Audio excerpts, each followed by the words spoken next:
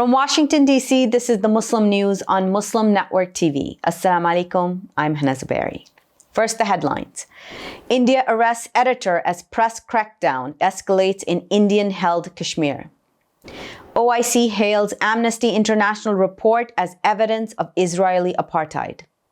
Pandemic stresses and challenges worsening gun violence in U.S. schools.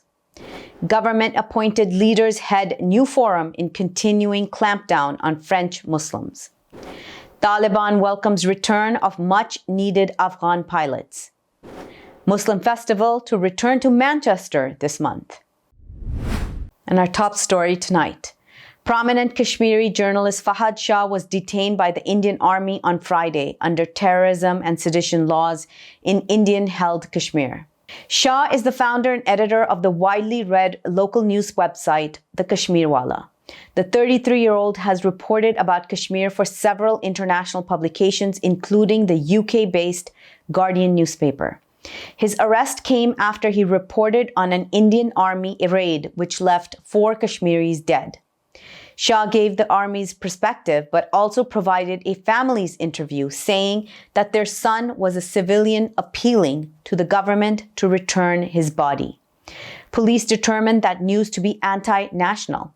Despite mounting pressure and threats, Shah and his team of reporters continued to cover alleged human rights abuses carried out by the Indian Army in the region. His arrest comes in the wake of an aggressive crackdown on independent journalists in Kashmir, which is disputed between India and Pakistan and home to a long-running insurgency. Uyghurs in the U.S. protested in front of the White House Saturday against the 2022 Winter Olympics in Beijing. They criticized the Chinese government and accused it of carrying out genocide in the Uyghur Autonomous Region known as Xinjiang by the CCP. In 2019, Human Rights Watch confirmed that the Chinese government has committed and continues to commit crimes against humanity against its Turkic Muslim population. Demonstrators at Sunday's protest carried East Turkestan flags and chanted freedom to East Turkestan and boycott China's genocide Olympics. They also criticized the U.S. International Olympic Committee and U.S. media outlets for broadcasting the games. Protesters demanded the International Criminal Court investigate genocide and crimes against humanity committed against the Uyghur people. The Organization of Islamic Cooperation, or OIC, on Sunday welcomed Amnesty International's recent report on Israeli apartheid against the Palestinian people. Amnesty's investigation shows Israel imposes a system of oppression and domination over Palestinians, which constitutes a crime against humanity. The OIC hailed the report as a confirmation of the violations, crimes, and racial policies of the Israeli occupation. The group called on the international community to take necessary measures to hold Israel and its occupation forces accountable for violations, crimes, and policies of apartheid.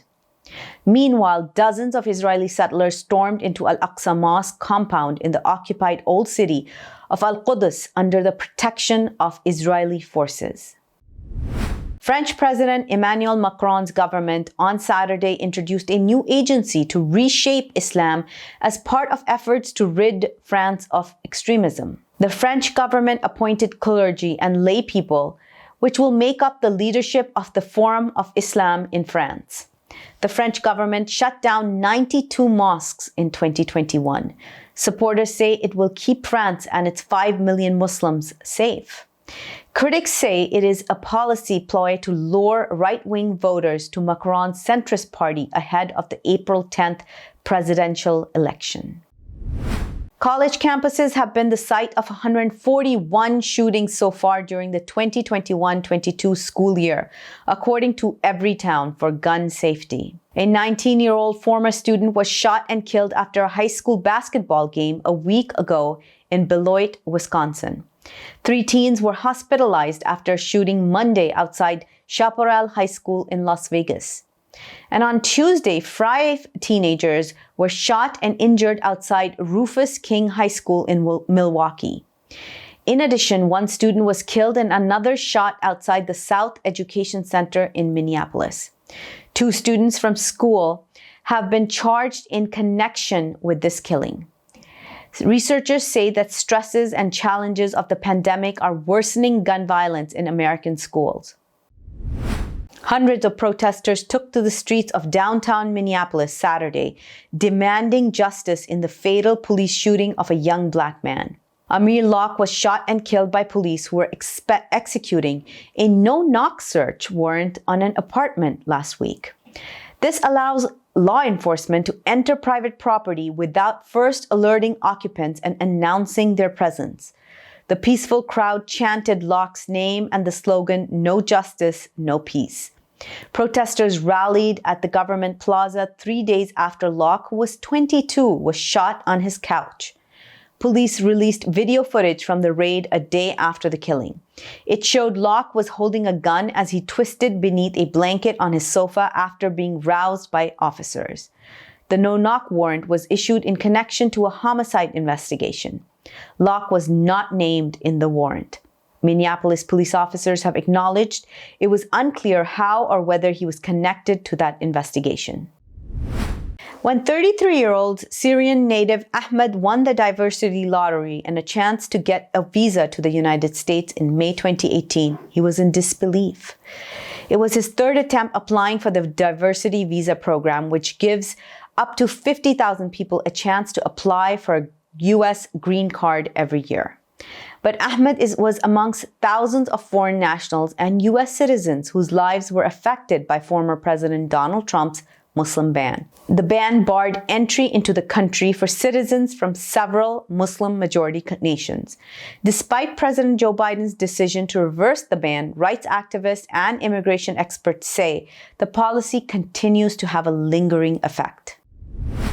Bringing more news stories after the break. Stay tuned and we'll be right back after these messages.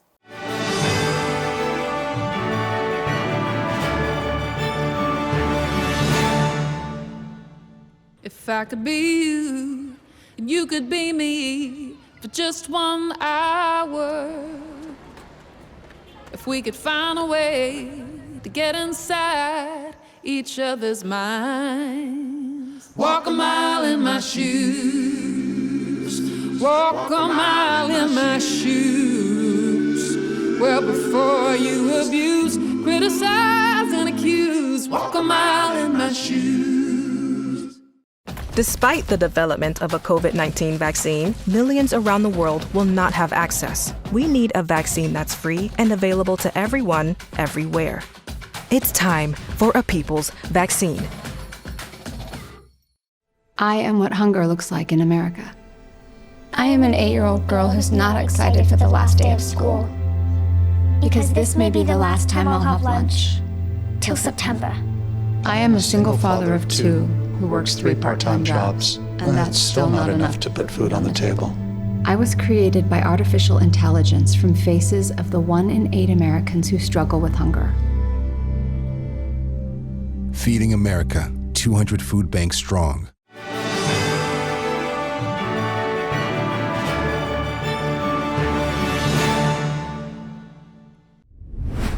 Two progressive U.S. lawmakers on Thursday introduced a bill that would replace the expired federal child tax credit with more generous benefits. Millions of poor and working-class American families were affected by the recent lapse of the benefit. Democratic Congresswoman Rashida Tlaib of Michigan and Mondaire Jones of New York introduced the End Child Poverty Act. It would replace the expired child tax credit with a $393 per child monthly family payment.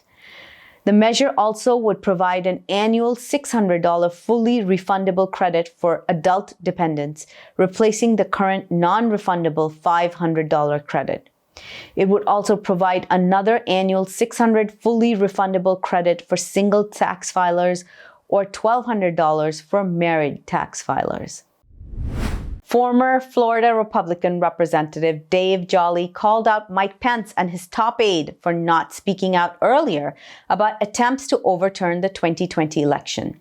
Attempts, he said, were spurred at former President Donald Trump's request.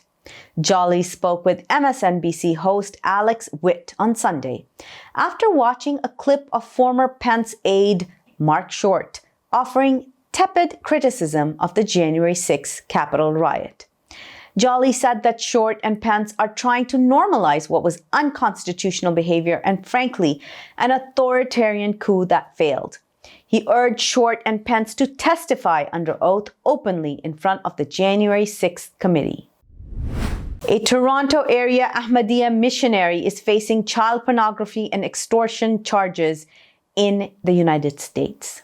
Luqman Rana is charged with 10 counts of producing pornography of 5 children and extorting them by threatening to injure their reputation for personal gain.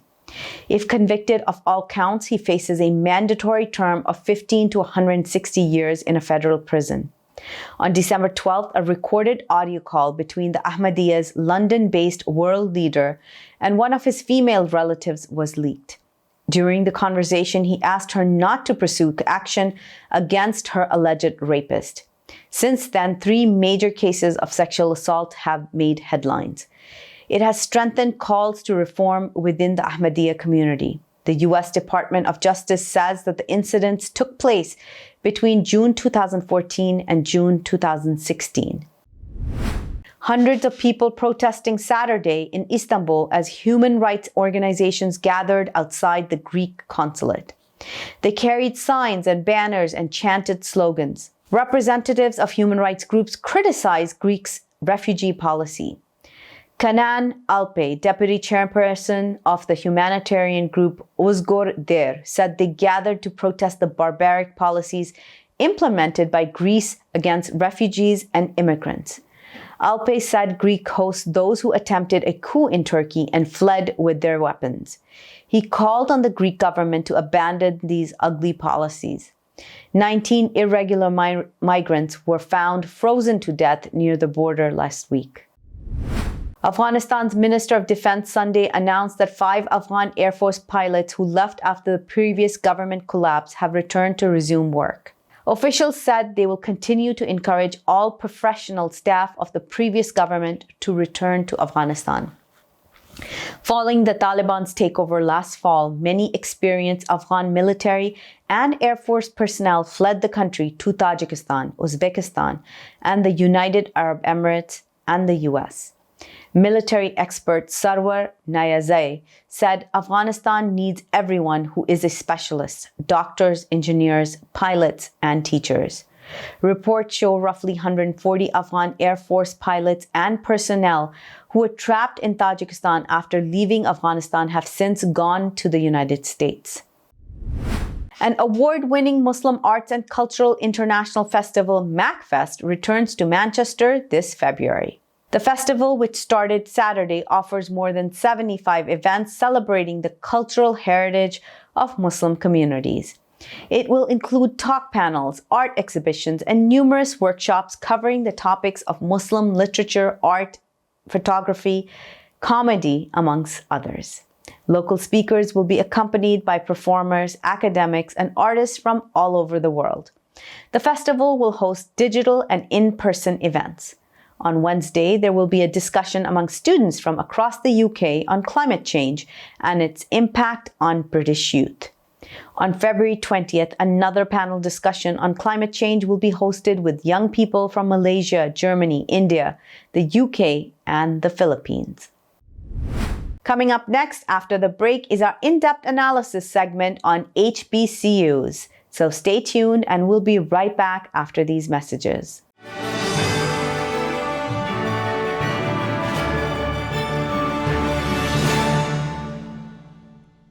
There are 16 million children struggling with hunger in America.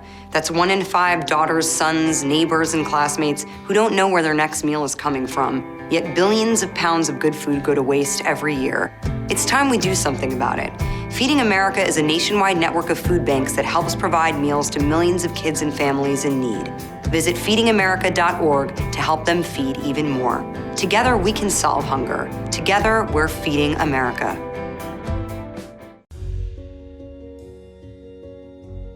Friends, our world is pulling together like never before. We're making huge sacrifices to keep one another safe.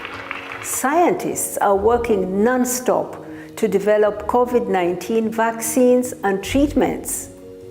A vaccine will get our economies moving. It will tell our loved ones we're safe again. But we have challenges we must address. Right now, huge pharmaceutical companies are keeping the vaccine research a secret. They're deciding how many vaccines get made, how much to charge for them, and who gets vaccinated. This will no doubt leave billions of people behind. Pharma companies are putting profit, not people, first. Yet, billions of dollars of taxpayers' money is funding their work. We cannot let the CEOs of a handful of pharmaceutical companies decide our future. We need a vaccine that everyone can have free of charge, no matter where you live or whether you're rich or you're poor. We need companies to share all their research so we can make enough safe vaccines for everyone. We need a vaccine owned by all of us. To end this COVID-19 pandemic, we need to pull together once more.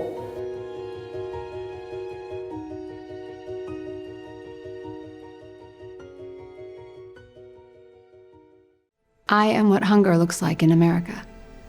I am an 8-year-old girl who's not excited for the last day of school. Because this may be the last time I'll have lunch. Till September. I am a single father of 2 who works 3 part-time jobs, and that's still not enough to put food on the table. I was created by artificial intelligence from faces of the 1 in 8 Americans who struggle with hunger. Feeding America, 200 food banks strong.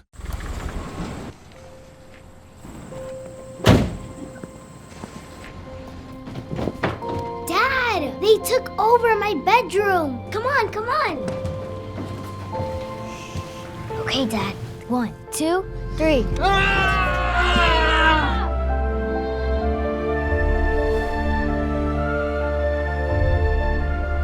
Dad!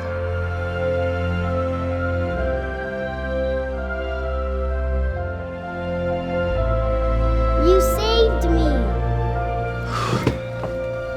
Dad?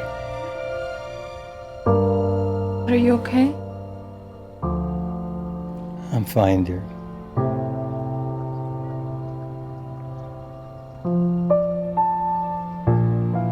Your hero needs you now, and AARP is here to help. Find the care guides you need at aarp.org/caregiving.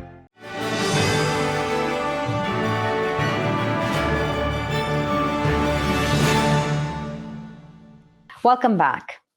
We're going to be talking about vicious acts of racism and violence against predominantly Black colleges and universities. These are important centers of learning where Black and brown young people go to acquire education and training they see as a means of surmounting the inequalities that exist in this country.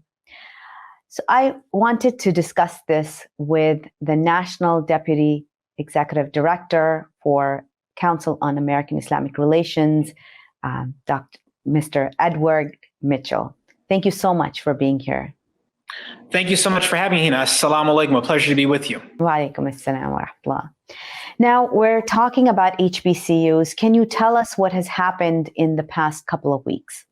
Yes, absolutely. So over the past month, and really kicking up during Black History Month, there have been numerous bomb threats called into HBCUs, historically Black colleges and universities across the country, including Howard University, based in Washington, D.C.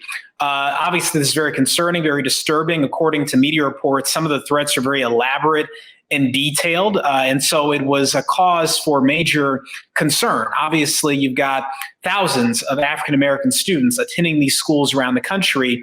And obviously, we've seen racism, turn increasingly violent in recent years and show up in horrible ways in so many different places. But we haven't seen it targeting HBCUs yet. And so that's why this is very disturbing, the thought that an HBCU might come under violent attack. Thankfully, nothing happened. No bombings have occurred. The police have indicated it might be 6 juveniles involved in making these phone calls, but we're still waiting to get more information about that. For now, what we can say is whatever happened was a crime, and it was meant to frighten these schools. It was meant to spread hate, and it didn't work. The schools are carrying on business as usual. Fascism has been on the rise around the world, and a neo-Nazi organization by the name of Atomwaffen has been named as committing these acts of terror.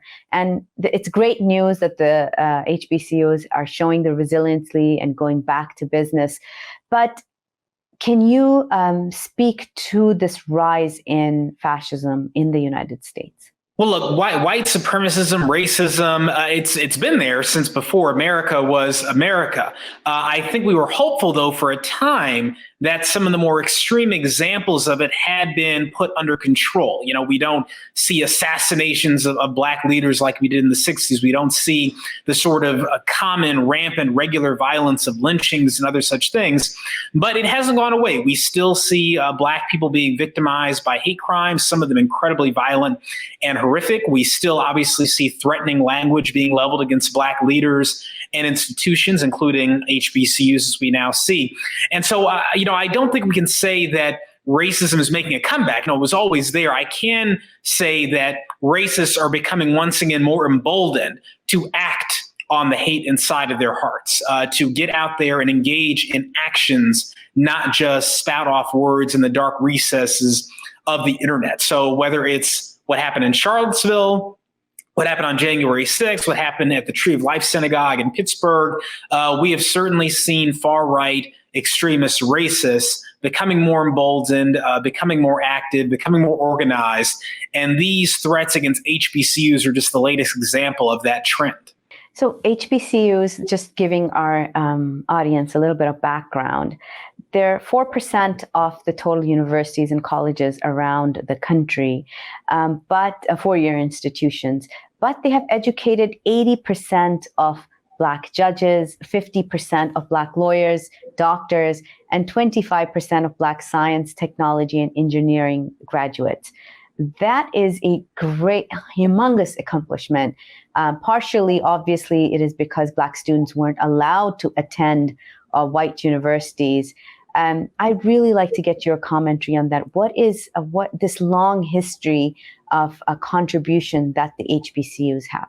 HBCUs are an important part of not only Black history, but American history. When Black people in this country were not allowed to go to university, to go to college, to pursue higher education, HBCUs were founded by African Americans and supporters of African Americans to make sure that Black men and women could get an education, could be lawyers, could be doctors, could be skilled workers, could earn a living for themselves and their families. And so from Howard University, Morehouse College, Spelman College, and so many others, these schools were there for the Black community. And they continue to be there for the Black community because these schools still have great value. Even after universities and colleges were opened up and desegregated, HBCUs are still active and still there because they do provide an important service to our country. They are a unique environment where African Americans can go and get an education and learn from and alongside other African Americans who are pursuing